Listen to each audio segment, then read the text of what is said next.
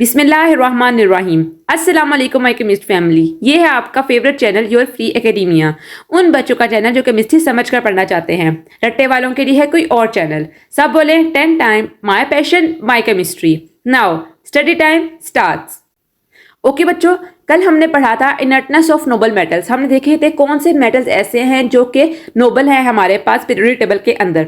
आज हम स्टार्ट करेंगे अपना नॉन मेटल्स का टॉपिक। तो लेक्चर स्टार्ट करने से पहले मैं आप सबसे रिक्वेस्ट करती हूँ कि वीडियो को लाइक करें, एक अच्छा सा कमेंट करें, चैनल को लाजमी सब्सक्राइब करें और बेल आइकन को भी प्रेस करें ताकि नई आने वाली वीडियो आप तक फौरन पहुंच जाए। ओके बच्चों, आज का जो हमारा टॉपिक है वो है नॉन मेटल्स। हम नॉन मेटल्स के बारे में आज पढ़ेंगे कि नॉन मेटल्स क्या होते हैं, कैसे बनते हैं, उनकी क्या प्रॉपर्टीज है। इसकी बेसिकली फिजिकल और केमिकल प्रॉपर्टीज दोनों ही हैं। आज हम सिर्फ फिजिकल प्रॉपर्टीज तक पढ़ेंगे, ये पार्ट 1 हो जाएगा और कल इंशाल्लाह हम इसकी केमिकल प्रॉपर्टीज पढ़ेंगे और साथ इसका कंपैरिजन पढ़ेंगे हैलोजेंस की रिएक्टिविटी के अंदर। तो बच्चों, हम नॉन मेटल्स की इंट्रोडक्शन स्टार्ट करते हैं। तो हमें पता है कि नॉन मेटल्स जो होते हैं हमारे पास क्या करते हैं, वो डेस्परेट होते हैं किस चीज के लिए कि वो इलेक्ट्रॉन्स को गेन करें। अब जब वो इलेक्ट्रॉन्स को गेन करते हैं तो क्या होता है कि उनके पास इलेक्ट्रॉन्स की जो होती है वो अबंडेंसी हो जाती है। मीन्स कि वहां पर इलेक्ट्रॉन्स होते हैं बहुत ज्यादा हो जाते हैं, जिसकी वजह से वो डेवलप करते हैं अपने ऊपर नेगेटिव चार्ज। और नेगेटिव चार्ज क्या शो करता है कि वो अब एक एनायन बन चुके हैं। मीन्स कि यहां पर इलेक्ट्रॉन्स की अब एडिशन हुई है। ये उनकी खास प्रॉपर्टी है जो कि उनको डिस्टिंग्विश कराती है किससे, मेटल से। बच्चों, इस नेगेटिव चार्ज की वजह से क्या होता है कि ये बहुत ज्यादा इलेक्ट्रोनेगेटिव हो जाते हैं। हम साथ साथ अपने मेटल्स के साथ भी इनका रिलेशन चेक करेंगे, इनको कंपेयर करेंगे। हमें पता है कि मेटल्स जो होते हैं वो अपना इलेक्ट्रॉन्स लूज करते हैं तो क्या होता है, वो इलेक्ट्रो पॉजिटिव हो जाते हैं। जबकि जो हमारे पास नॉन मेटल्स होते हैं वो क्या करते हैं, वो इलेक्ट्रॉन्स को गेन करते हैं, जिसकी वजह से वो क्या करते हैं, इलेक्ट्रोनेगेटिव हो जाते हैं। वो अपनी इलेक्ट्रोनेगेटिविटी को इंक्रीज कर देते हैं। अगर हम इनकी फिजिकल फीचर्स की बात करें, इनकी फिजिकल प्रॉपर्टीज को देखें तो बच्चों सबसे पहले ये देखें कि ये हमारे पास क्या करते हैं, ये एसिडिक ऑक्साइड्स बनाते हैं। हमें पता है कि जो हमारे पास ग्रुप 1 और ग्रुप 2 के एलिमेंट्स थे वो क्या थे, अल्कली और अल्कलाइन अर्थ मेटल्स। उनकी ये प्रॉपर्टी थी कि वो हमारे पास क्या बनाते थे, बेसिक ऑक्साइड्स।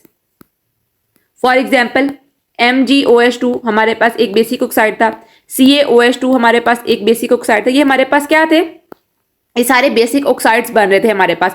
ये हाइड्रोक्साइड की एग्जांपल है हमारे पास, मैं आपको दे रही हूँ। ऑक्साइड्स के केस में फॉर एग्जांपल हम देख लेते हैं सोडियम ऑक्साइड Na2O, हमारे पास ये सोडियम ऑक्साइड की एग्जांपल है, ठीक है।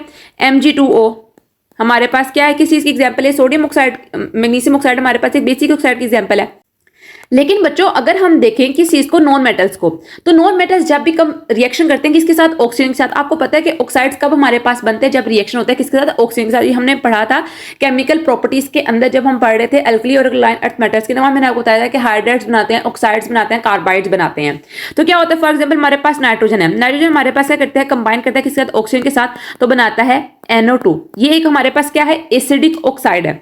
अब हमें कैसे पता चला है कि ये एक एसिडिक ऑक्साइड है, ये तो मैं आपको एग्जांपल के तौर पर बता रही हूँ, मुझे पता है। आपने इसको कैसे डिस्टिंग्विश करना है कि एसिडिक है या बेसिक है। सबसे पहले तो आपने देखना है कि हमारे पास साथ इसके ऑक्सीजन की मेटल कौन सा अटैच है, मेटल या नॉन मेटल कौन सी है। अब नाइट्रोजन को पता है, नाइट्रोजन क्या है, हमारे पास एक नॉन मेटल है, ठीक है। हमारे पास ये कहां पर प्रेजेंट है, ये हमारे पास होती है present right hand side of periodic table के ऊपर, ठीक है। ये एक बात होगी। दूसरी बात ये कि जब आपने इसको वाटर के साथ इसका रिएक्शन कराओ, अगर तो हमारे पास इन रिटर्न कोई एसिडिक सब्सटेंस बना है तो इसका मतलब क्या हुआ कि हमारे पास एसिड ऑक्साइड है।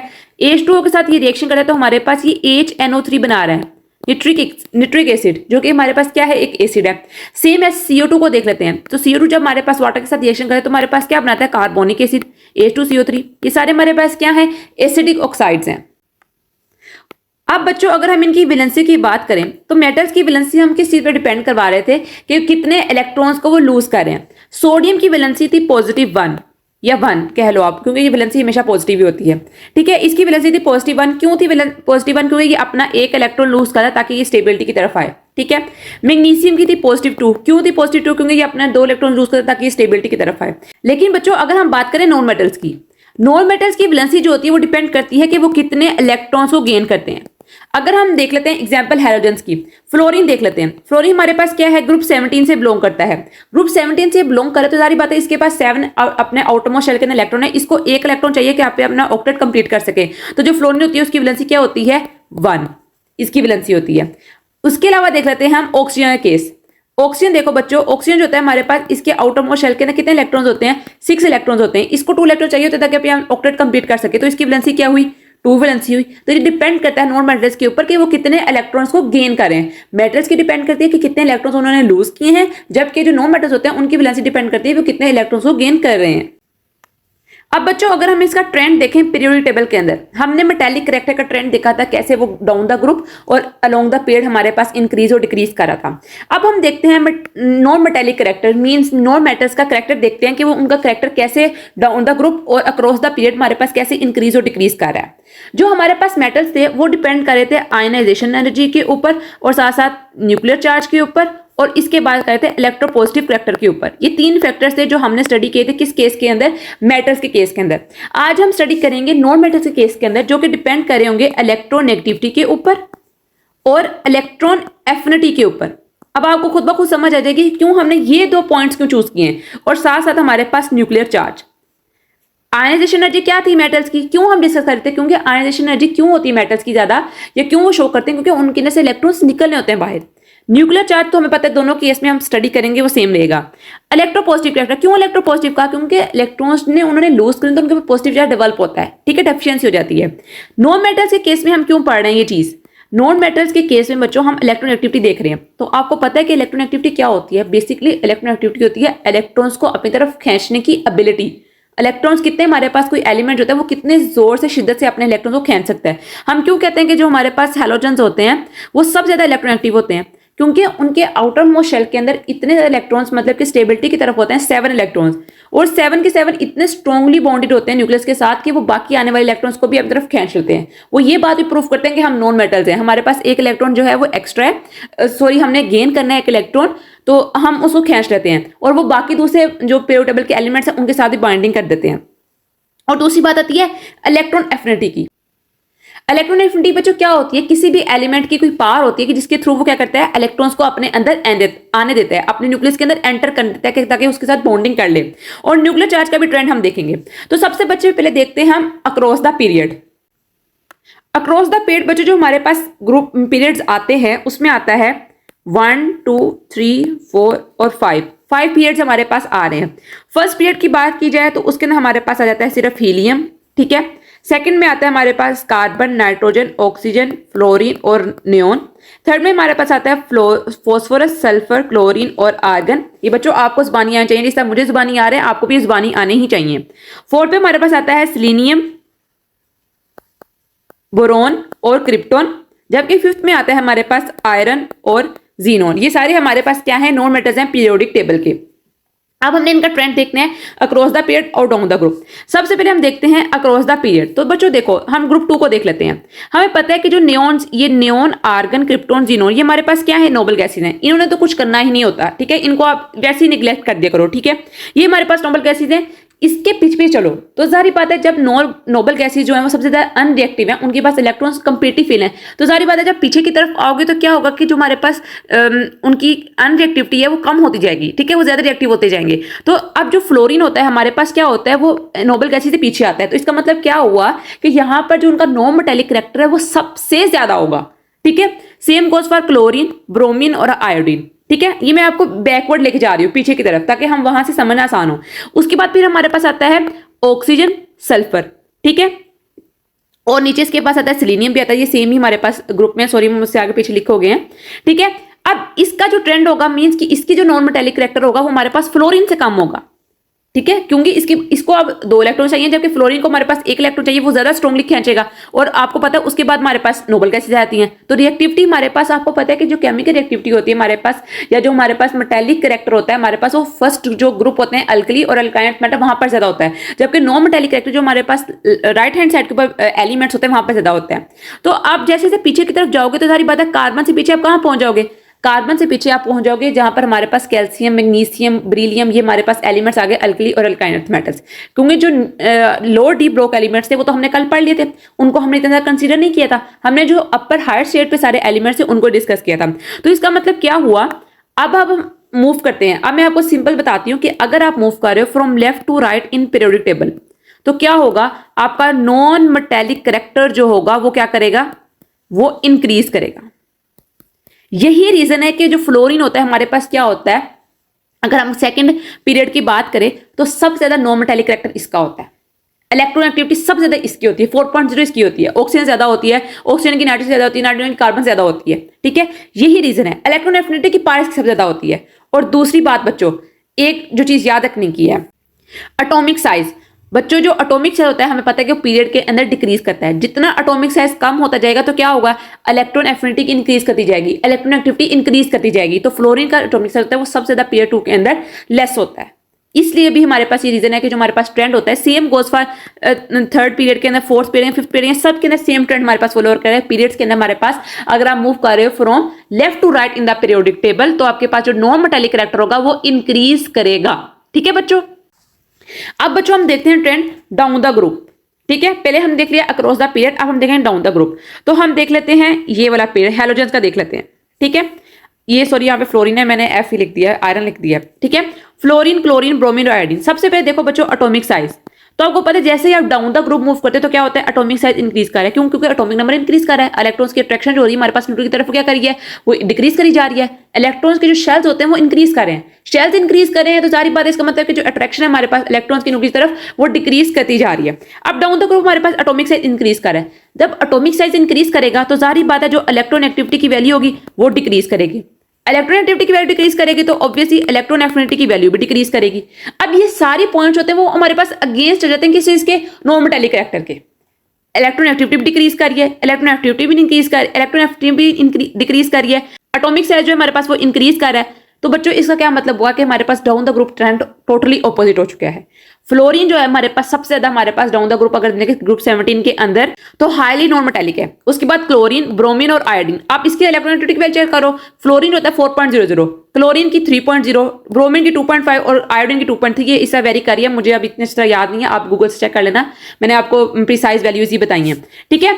इलेक्ट्रोनेगेटिविटी वैल्यू डिक्रीज करिए, इलेक्ट्रोनेगेटिविटी, तो इसका मतलब क्या हुआ कि डाउन द ग्रुप आप अगर मूव करो तो हमारे पास जो नॉन मेटालिक कैरेक्टर होता है वो डिक्रीज करता है। सेम गोज फॉर 16 ग्रुप के लिए भी यही होता है। ऑक्सीजन, सल्फर और सेलेनियम के केस में भी यही होता है। हमारे पास एटॉमिक साइज इंक्रीज कर रहा है क्योंकि एटॉमिक नंबर हमारे पास इंक्रीज कर रहा है डाउन द ग्रुप, ठीक है। इलेक्ट्रोनेगेटिविटी की वैल्यू डिक्रीज कर रही है, ठीक है, इलेक्ट्रोनेगेटिविटी की वैल्यू डिक्रीज कर रही है। तो इसकी वजह से क्या होता है कि हमारे पास जो नॉन मेटालिक कैरेक्टर होता है वो डाउन द ग्रुप जो होता है वो डिक्रीज करता है पीरियोडिक टेबल के अंदर।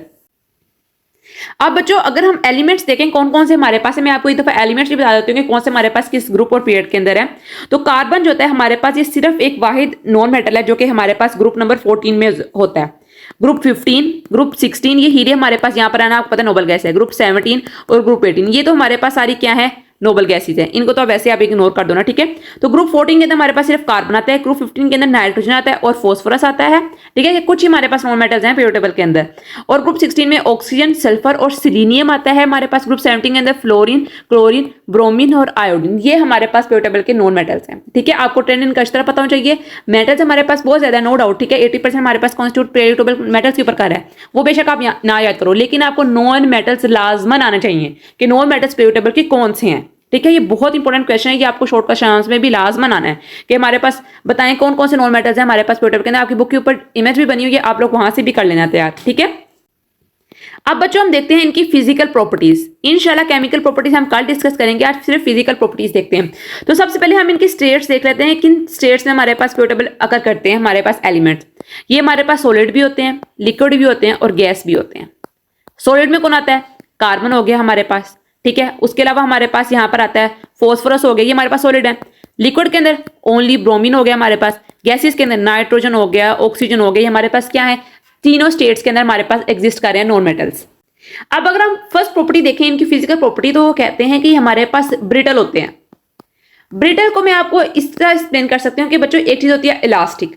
आप इलास्टिक चीज को खींचो तो वो जितना चाहोगे खींचोगे, ठीक है, उसके अंदर स्ट्रेस आएगा, वो एक पॉइंट पर आएगा टूट जाएगी, ठीक है। ब्रिटल बेसिकली वो चीज होती है जिसके ऊपर ऑलरेडी बहुत ज्यादा स्ट्रेस अप्लाई किया होता है कि आप थोड़ा सा और उसको प्रेशर अप्लाई करते हो तो क्या होता है, वो चीज टूट जाती है। ब्रिटलनेस उस चीज को कहते हैं। अब जो हमारे पास नॉन मेटल्स होते हैं वो ब्रिटल होते हैं, ठीक है। ये सारे नहीं होते, कुछ हमारे पास स्पेसिफिक हैं जो ब्रिटल्स होते हैं नॉन मेटल्स। और किस बात में बात की हुई है उन्होंने, सॉलिड की बात की हुई है। जारी बात है लिक्विड्स तो ब्रिटल होंगे नहीं, तो सॉलिड जो हमारे पास जैसे कार्बन हो गया, फॉस्फोरस हो गया, ये हमारे पास ब्रिटल होते हैं। ये मतलब कि ब्रेक कर जाते हैं इजीली। मैं आपको एग्जांपल दे देती हूँ ग्रेफाइट की। ग्रेफाइट कहाँ पर होता है, आप पेंसिल का सिक्का देखो, आप थोड़ा सा उसको फोर्स लगाते हो तो क्या होता है, वो अल्टीमेटली टूट जाता है, ब्रेक कर जाता है। तो क्या ये उसकी ब्रिटलनेस ही है, ठीक है, कि उसके अंदर ऑलरेडी इतना ज्यादा खिंचाव होता है कि थोड़ा सा आप प्रेशर लगाते हो, फोर्स लगाते हो तो वो टूट जाता है। अगर हम इनकी कंडक्टिविटी की बात करें in heat and electricity, they are very bad conductor of both of them. क्यों बैड कंडक्टर हैं तुम्हें हम पता है कि हमारे पास बेसिक रीजन क्या है कंडक्शन की, कि हमारे पास फ्री इलेक्ट्रॉन्स हो। इनके पास तो फ्री इलेक्ट्रॉन्स होते नहीं है, ये तो पहले इस कोशिश के अंदर होते हैं कि हमारे पास इलेक्ट्रॉन्स कहीं ना कहीं से हासिल करें। तो ये क्या करते हैं, इनके पास तो फ्री इलेक्ट्रॉन्स है नहीं, तो ये हमारे पास बैड कंडक्टर है एक्सट्रीमली, किसके, हीट और इलेक्ट्रिसिटी की। लेकिन एक्सेप्शन यहां भी आ गया, एक्सेप्शन आया हमारे पास ग्रेफाइट के केस के अंदर। ग्रेफाइट जो हमारे पास पेंसिल का सिक्का होता है हमारे पास, वो ग्रेफाइट है। और ये किसकी फॉर्म है, मैंने आपको पहले चैप्टर में बताया हुआ है, एरोट्रोपी वाले चैप्टर के अंदर जो हमने 5 चैप्टर पढ़ा था, वहां मैंने आपको बताया था कि ग्रेफाइट किस सब्सटेंस की हमारे पास एलोट्रोपिक फॉर्म है, हमारे पास कार्बन की। एक डायमंड है और एक ग्रेफाइट है, दोनों अपने टोटली ऑपोजिट स्टेट्स के अंदर एग्जिस्ट करती हैं, इतनी उनके डिफरेंसेस होते हैं। अब जो ग्रेफाइट होता है हमारे पास गुड कंडक्टर होता है हीट और इलेक्ट्रिसिटी का। तो बच्चों बेसिकली रीजन होती है हमारे पास इसके स्ट्रक्चर की। जो हमारे पास ग्रेफाइट होता है ना वो हेक्सागोनल होता है। ये आपको भी समझ नहीं आएगा हेक्सागोनल स्ट्रक्चर कौन सा होता है, मैंने सिर्फ आपको हिंट ही दी है ताकि आपको क्यूरियोसिटी रहे हमेशा कि जब आप फर्स्ट ईयर सेकंड ईयर में जाओ तो आपको पता चले कि क्या इसकी रीजन क्या थी कि ग्रेफाइट हमारे पास गुड कंडक्टर था जबकि डायमंड हमारे पास good conductor heat of electricity नहीं था। तो बेसिक रीजन होती है इसकी हेक्सागोनल स्टेट होती है, स्ट्रक्चर होता है, और उसके अलावा हमारे पास इसकी हाइब्रिडाइजेशन, हाइब्रिडाइजेशन के अंदर भी इसका रोल होता है। आप हाइब्रिडाइजेशन जो होती है वो अपने मैटर के अंदर पढ़ोगे क्या हाइब्रिडाइजेशन होती है। इस वजह से जो हमारे पास ग्रेफाइट होता है हमारे पास गुड कंडक्टर होता है हीट और इलेक्ट्रिसिटी का, जबकि डायमंड नहीं होता। डायमंड के अंदर हमारे पास जो इलेक्ट्रॉन्स होते हैं ना वो इतने स्ट्रांगली आपस में बाउंडेड होते हैं कि कोई इलेक्ट्रॉन फ्री घूम नहीं रहा होता। यहां पर ग्रेफाइट के अंदर डीलोकलाइज्ड इलेक्ट्रॉन्स फिर भी प्रेजेंट होते हैं, ठीक है, जिसकी वजह से कंडक्ट कर जाता है हीट और इलेक्ट्रिसिटी को। लेकिन डायमंड के अंदर कोई भी डीलोकलाइज्ड इलेक्ट्रॉन होता ही नहीं है। थर्ड प्रॉपर्टी पे आता है दे आर नॉट शाइनी, ये शाइनी नहीं होते। अब शाइनी हमें पता है लस्ट्रस अपीयरेंस किस वजह से आती है चीज के अंदर, लस्ट्रस अपीयरेंस आती है रिफ्लेक्शन की वजह से। कोई चीज किसी के ऊपर आप लाइट फेंको तो वो हमारे पास रिफ्लेक्ट करती है। हमने पढ़ा था मेटल के केस के अंदर, सिल्वर था, स्टील था, वो क्यों हमारे पास हमें शो रहा था शाइनी, क्योंकि वहां पर इलेक्ट्रॉन्स थे, फ्री इलेक्ट्रॉन्स। फ्री इलेक्ट्रॉन जो थे वो हमारे पास लाइट को अपनी तरफ खींचते थे। पहले लाइट उनके ऊपर पड़ती थी, वो क्या करते थे इलेक्ट्रॉन्स को, लाइट को एक इलेक्ट्रॉन से दूसरे इलेक्ट्रॉन तक ट्रेवल करवाते थे, जिससे हमारे पास कंडक्शन ऑफ हीट और इलेक्ट्रिसिटी के अंदर करते थे। लेकिन हमारे पास नॉन मेटल्स के अंदर कोई है ही नहीं ना, तो हमारे पास कोई फ्री इलेक्ट्रॉन्स है, तो उन्होंने कैसा रिफ्लेक्शन शो करना है, कैसे उन्होंने कोई स्पार्कल देना है, कोई भी नहीं करना। इंतहाई वो कहते हैं डल अपीयरेंस जो होती है वो नॉन मेटल्स की होती है। लेकिन एक्सेप्शन फिर यहां पर आ रहा है किस केस के अंदर, आयोडीन के केस के अंदर। अब जो रीजन आती है वो यहां पर कि आयोडीन जो होता है वो क्यों हमारे पास लस्ट्रस अपीयरेंस शो करता है। अब बच्चों इसका आंसर यहां पर ये आता है कि हमें पता है कि आयोडीन जो होता है हमारे पास हेलोजेंस के अंदर सबसे लास्ट पे प्रेजेंट होता है, मींस कि इसका एटॉमिक नंबर सबसे ज्यादा होता है। अब एटॉमिक नंबर ज्यादा होने की वजह से क्या होता है कि जो न्यूक्लियर चार्ज होता है ना हमारे पास वो डिक्रीज कर जाता है। न्यूक्लियर चार्ज हमारे पास डिक्रीज कर है तो क्या हुआ है कि हमारे पास जो इलेक्ट्रॉन्स होंगे ना हमारे पास जो ऐड होने वाले इलेक्ट्रॉन्स होंगे वो आसानी से आ जाएंगे। इलेक्ट्रॉन्स की अट्रैक्शन ही नहीं होगी न्यूक्लियस के साथ, इलेक्ट्रॉन्स आ रहे हैं आसानी से, मींस कि मूव कर रहे हैं, उनकी कोई बॉन्डिंग नहीं बनती न्यूक्लियस के साथ इलेक्ट्रॉन्स की। तो इस वजह से क्या होता है कि इलेक्ट्रॉन्स वहां पर फ्रीली मूव करने लग पड़ते हैं आयोडीन केस के अंदर। और ये वैसे बच्चों अपनी 3 डायमेंशन फॉर्म के अंदर एग्जिस्ट करता है आयोडीन जो होता है हमारे पास, ठीक है। इसकी रीजन एक ये भी है, ठीक है। अब जब इलेक्ट्रॉन्स वहां पर हमारे पास फ्रीली मूव करें तो जैसे ही हमारे पास इसके ऊपर लाइट पड़ती है तो क्या होता है, ये हमें लस्ट्रस अपीयरेंस शो करता है। ओके बच्चों, फोर्थ पॉइंट पर आता है कि जो हमारे पास नॉन मेटल्स होते हैं ना वो बहुत ज्यादा क्या होते हैं, सॉफ्ट होते हैं। लेकिन जैसे हमने ग्रेफाइट के केस में सॉफ्ट से मुराद यहां पर ये नहीं है कि हमारे पास जैसे सोडियम होता है उसको कट कर सकते हो नाइफ के साथ, इस तरह वाला केस नहीं होता। ब्रिटलनेस को उन्होंने बेसिकली सॉफ्टनेस ही कहा हुआ है, ठीक है। यहां पर सॉफ्ट होते हैं, लेकिन एक्सेप्शन आती है डायमंड की। डायमंड बच्चों इतना ज्यादा हमारे पास हार्ड होता है कि अगर आप इसको हैमर से हिट करने की कोशिश करो तो हैमर टूट जाएगी, लेकिन डायमंड को कोई फर्क नहीं पड़ेगा। ये इस तक हार्ड होता है। और एक किस वजह से होता है, इसके स्ट्रक्चर की वजह से। इसका स्ट्रक्चर होता है बच्चों टेट्राहेड्रल होता है, ठीक है। इसकी हाइब्रिडाइजेशन भी इसके अंदर इन्वॉल्व होती है। इसी वजह से इन सारी चीजें की वजह से ये सारी चीजें ना बच्चों बेसिकली लिंक्ड है आपस में। एक ही प्रॉपर्टी जो होती है उसको डिफरेंट उन्होंने एंगल से बताया होता है और बताया होता है कि ये इस रीजन की वजह से इसे काम नहीं कर रहा। अब टेट्राहेड्रल स्ट्रक्चर की वजह से क्या कर रहा है, वो हमारे पास सख्त भी है, अपने नेचर के अंदर हार्ड भी है, ठीक है। इलेक्ट्रिसिटी भी कंडक्ट नहीं कर रहा, और भी कितनी ज्यादा प्रॉपर्टी हो गई, मेल्टिंग पॉइंट बॉइलिंग पॉइंट भी इसका बहुत ज्यादा हाई हो जाता है। तो एक प्रॉपर्टी के पीछे काफी ज्यादा उसकी रीजनिंग है। अब नंबर 5 पर आता है कि जो हमारे पास नॉन मेटल्स होते हैं उनकी डेंसिटी बहुत ज्यादा लो होती है, लो डेंसिटी। अब लो डेंसिटी क्यों होती है बच्चों, यहां पर एक टाइप ऑफ फोर्सेज होती है जिनको कहा जाता है लंदन डिस्पर्जन फोर्सेस। ये आपकी बुक पे पर नहीं शामिल है, लेकिन आप इसको सिर्फ समझ लो। लंदन डिस्पर्जन फोर्सेज जो होती है ना बच्चों बेसिकली वो क्या होती हैं, वो इन नॉन मेटल्स के अंदर बहुत ज्यादा लेस होती हैं। इन फोर्सेस की वजह से हमारे पास जो नॉन मेटल्स होते हैं ना उनकी डेंसिटी बहुत ज्यादा लो हो जाती है, और मेटल्स के अंदर इन कंपैरिजन इनके अंदर डिस्पर्जन फोर्सेस बहुत ज्यादा होती हैं, जिसकी वजह से उनकी डेंसिटी जो होती है वो इंक्रीज करती है। अब एक लास्ट पॉइंट जो होता है वो बहुत इंपॉर्टेंट है, जो कि आपकी बुक में भी मेंशन है, वो है इनका हाई मेल्टिंग और boiling point. High melting and boiling point ये नहीं शो करते हैं, इनकी ये प्रॉपर्टी ही नहीं है। लेकिन एक्सेप्शन यहां पर आता है सिलिकॉन के केस में, ठीक है, ग्रेफाइट के केस में और डायमंड के केस में। अब ये तीनों जो होते हैं ना बच्चों, ये कोवलेंट कंपाउंड से बनते हैं, इनके अंदर कोवलेंट बॉन्डिंग होती है, सिलिकॉन के अंदर भी, ग्रेफाइट के अंदर भी और डायमंड के अंदर भी। ग्रेफाइट और डायमंड तो हमें पता है कार्बन की फॉर्म होती है, कार्बन के एलोट्रोप्स होते हैं हमारे पास। कार्बन अपने बॉन्डिंग कैसे कर लेता है कि हमारे पास एक सूत्र में वो ग्रेफाइट बना लेता है, एक सूत्र में डायमंड बना लेता है, ठीक है। कोवलेंट कंपाउंड्स वहां बन गए, कोवलेंट बॉन्डिंग होगी सारी पता है। कोवलेंट हमें पता है, कोवलेंट बॉन्डिंग क्या होता है, मेल्टिंग पॉइंट और बॉइलिंग पॉइंट बहुत ज्यादा हाई जो होता है कोवलेंट कंपाउंड्स का। यही रीजन है इनका हमारे पास मेल्टिंग पॉइंट और बॉइलिंग पॉइंट बहुत ज्यादा है। बच्चों सिलिकॉन का भी सेम केस है, जो कि है इसके पास इसका जाइंट स्ट्रक्चर होता है। ये मैं आपको पहले भी ऑलरेडी बता चुकी हूं, हम पिछले चैप्टर में पढ़ के आए हैं, अगर आपने लेक्चर्स गौर से सुने होंगे। तो ग्रेफाइट और डायमंड के अंदर भी क्या होता है हमारे पास, हमें पता है कि लार्ज स्ट्रक्चर होता है, कोवलेंट कंपाउंड बनाते हैं हमारे पास, बड़े बड़े इनके स्ट्रक्चर होते हैं हमारे पास, हमें नजर नहीं आ रही सारी बातें, not visible to an human eye. लेकिन सिलिकॉन के केस में भी ऐसा ही होता है, इनका जायंट स्ट्रक्चर होता है हमारे पास, नॉन मेटल्स होते हैं हमारे पास, इलेक्ट्रॉन्स होते हैं हमारे पास स्ट्रॉन्गली हमारे पास बाउंडेड होते हैं, जिसकी वजह से जो इनका मेल्टिंग और बॉइलिंग पॉइंट होता है हमारे पास बहुत ज्यादा हो जाता है। अब हम पढ़ते हैं बुक से। Non-metals form anions by gaining electrons. They exhibit electronegativity and form acyclic oxides. Valency depends on the number of electrons accepted. Chlorine has a valency of 1. I already told you. Non-metallic character is influenced by electron affinity and electronegativity. मैंने आपको बताया कि क्यों करता है influence, ये मैं आपको बहुत डिटेल में बता चुकी हूँ। आगे बुक के ऊपर सारी लाइंस वही लिखी हुई हैं, कॉन्सेप्ट मैंने आपको दे दिया, अब आपने बस रट्टा लगाना है। Smaller elements with high nuclear charge and more electronegativity. Fluorine is the most non-metallic element हमारे पास। Non metallic character decreases down a group and increase across a period up to halogens. बार बार बता रही हूं। Non metals includes elements in the group 14, 15, 16, 17 of the periodic table. Next बच्चों देखो, ये डायग्राम आपकी बुक के ऊपर बनी हुई, मैंने वहीं से इसका स्क्रीनशॉट लिया है। ग्रुप 14 के अंदर कार्बन आता है, ग्रुप 15 के अंदर 16, 17, ये हमारे पास सारे एलिमेंट्स नॉन मेटल्स के, और नोबल गैसेस हमारे पास ये सारी नोबल गैसेस हमारे पास प्रेजेंट है। ये आप बेशक इनके एटॉमिक नंबर भी बेशक याद कर लो, ये बहुत आपके लिए बेनिफिट होगा। आप इसको इस तरह याद करो ताकि आपको पता चले कि एटॉमिक नंबर इंक्रीज हुआ डिक्रीज हुआ, क्या इसका इन्फ्लुएंस होगा हमारे नॉन मेटेलिक कैरेक्टर के ऊपर। Physical properties of non metal change gradually but uniquely in group of non metals. Non-metals usually exist in all three physical states of matter. The non-metals are at top of the group are usually gases, while others are liquids or solids. मैं बता चुकी हूँ कौन से liquids हैं हमारे पास, कौन से solids हैं। Solids non-metals are brittle, break easily. Non-metals are bad conductor of fetal electricity except graphite. They are not shiny. They are dull except iodine. It is destruct like metals. They are generally soft except diamond. They have low melting and boiling point except silicon, graphite and diamond. They have low density. ये सारे points मैंने आपको एक एक reasoning के साथ बताए हैं कि ये ऐसा हो रहा है तो ऐसा क्यों हो रहा है। ओके बच्चों, आज के लिए इतना ही। आई होप सो कि आपको आज के लेक्चर की अच्छी तरह समझ आई होगी। मैंने आपको एक एक पॉइंट की एक्सप्लेनेशन दी है, आपको अच्छी तरह समझाया है कि हमारे पास ये रीजनिंग हो रही है तो क्यों हो रही है। ठीक है बच्चों, आई होप सो कि आपको लेक्चर की अच्छी तरह समझ आई होगी। कल मिलते हैं एक नई लेक्चर वीडियो के साथ, तब तक के लिए फी अमान अल्लाह।